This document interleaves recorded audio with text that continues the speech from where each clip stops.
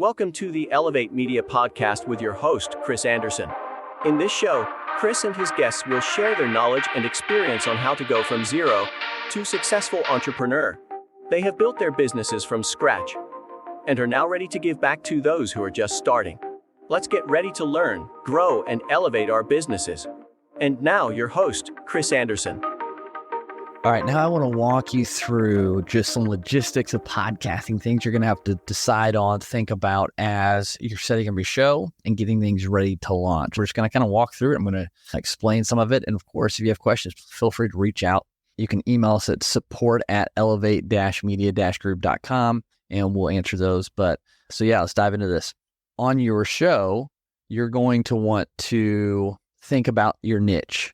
So obviously, who are you talking to and what you're talking about? What problem are you going to solve for that audience member when they come listen to your show? It's super important you talk to a specific audience member, just like your business. Who are you selling to? What product you offer? It's the same thing. And if you haven't started any of that, if this is your first step, you really want to think about who you're speaking to and what problem you're helping them solve through the episodes on your show.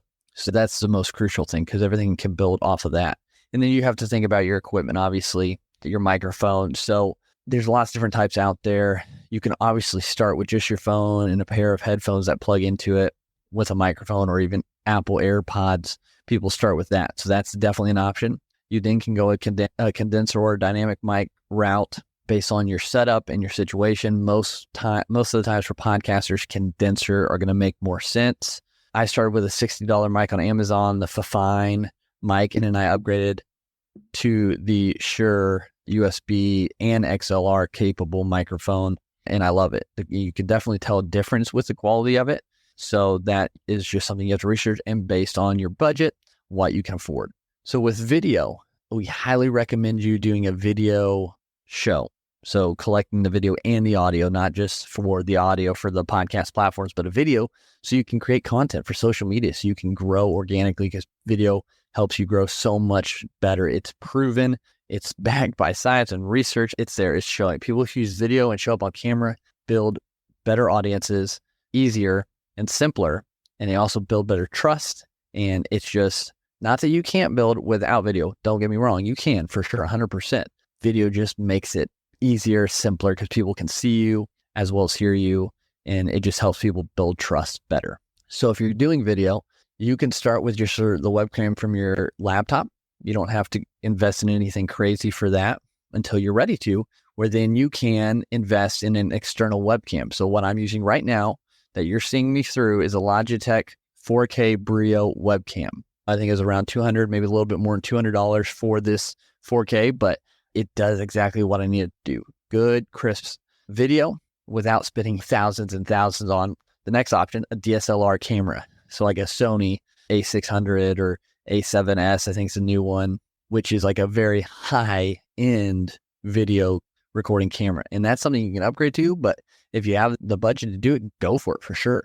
But there are a lot of other things you have to think about when it comes to DSLR setup that you have to have for it to be able to work well in your studio. The only other thing I would mention is think about your lighting. So you can see behind me, I have some LED lights to light up the backstage behind me here.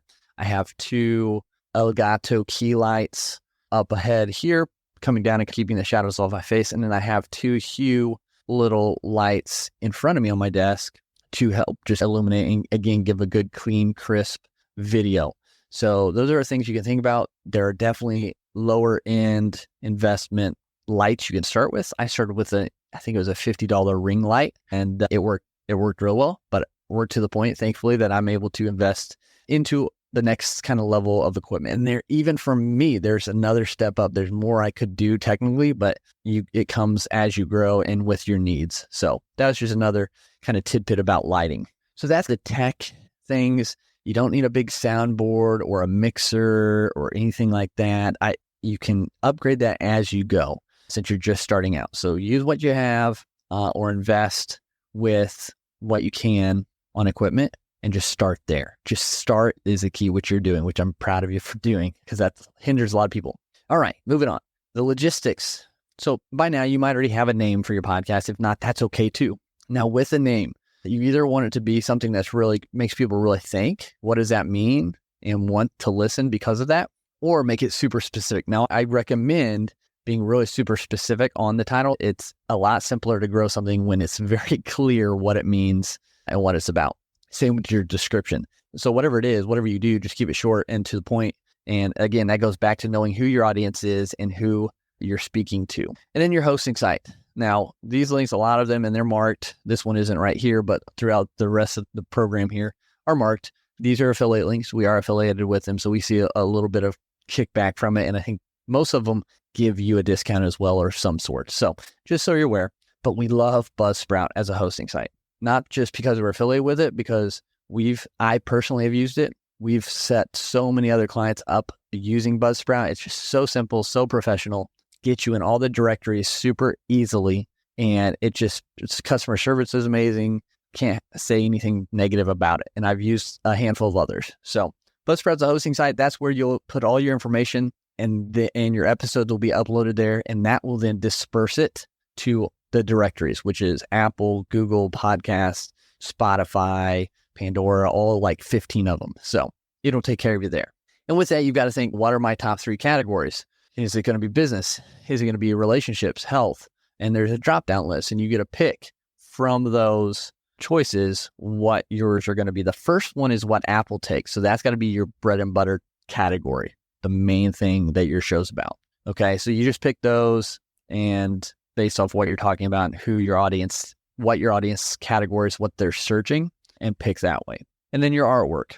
Now down below in this program module, you'll see a thing where resources are located, and you'll see one for Canva.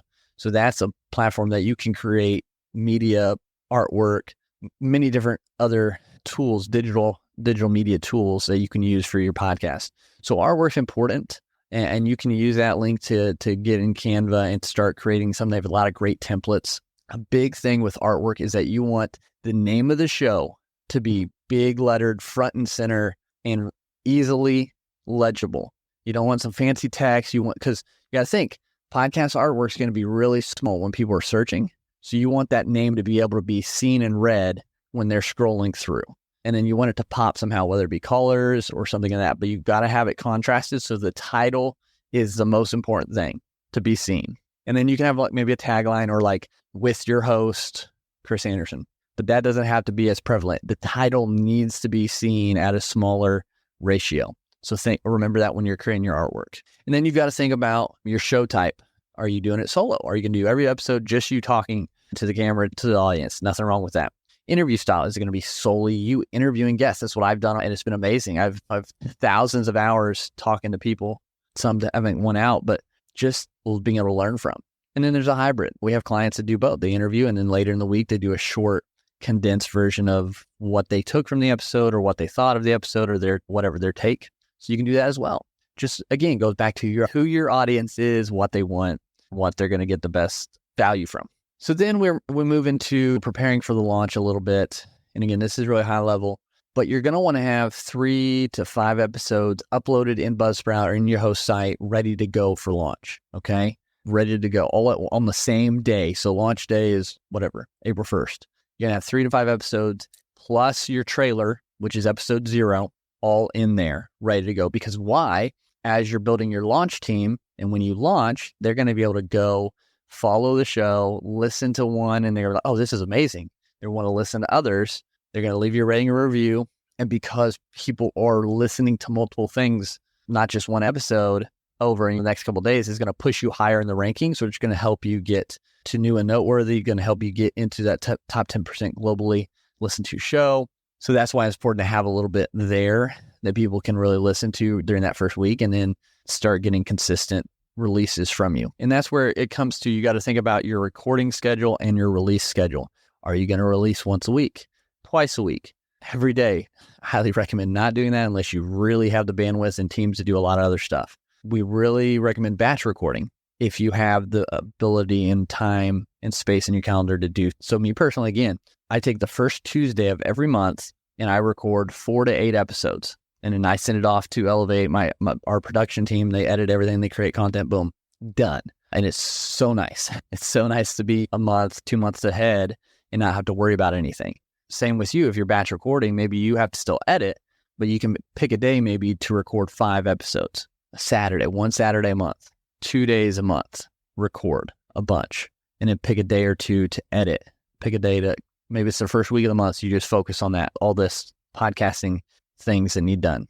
But then you're done for another 3 weeks until you're to the point where you can reach out to us and say, hey, I need somebody to edit my episodes and create content for them so I don't have to. So really utilize your time block, batch record, and then figure out how often you want to release. But consistency is key. Stick with it. So do something. It's better to add episodes in the future than take away. So start with 1 a week and maybe get to the point where you can outsource. And you're like, hey, let's do 2 a week now. Okay, they'll love it because they're getting value more now instead of we were getting 3 and now we're getting 2 or 1, or we were getting 2 and now we're getting 1. So think about that.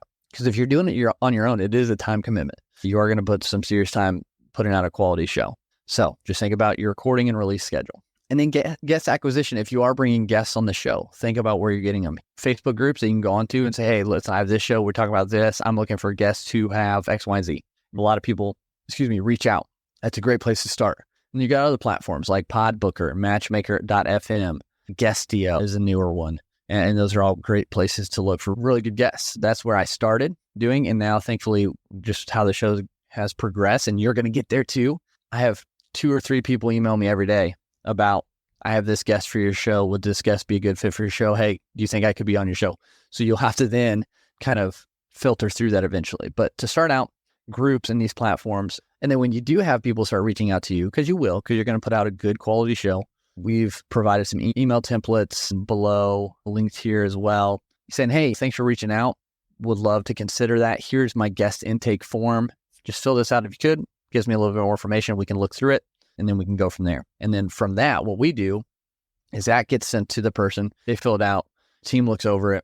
Hey, they're probably not a good fit. So then we have an email template for people who we decline to be on the show. And then we have one that accepts. And if they're accepted, it's a whole rundown. You'll see it.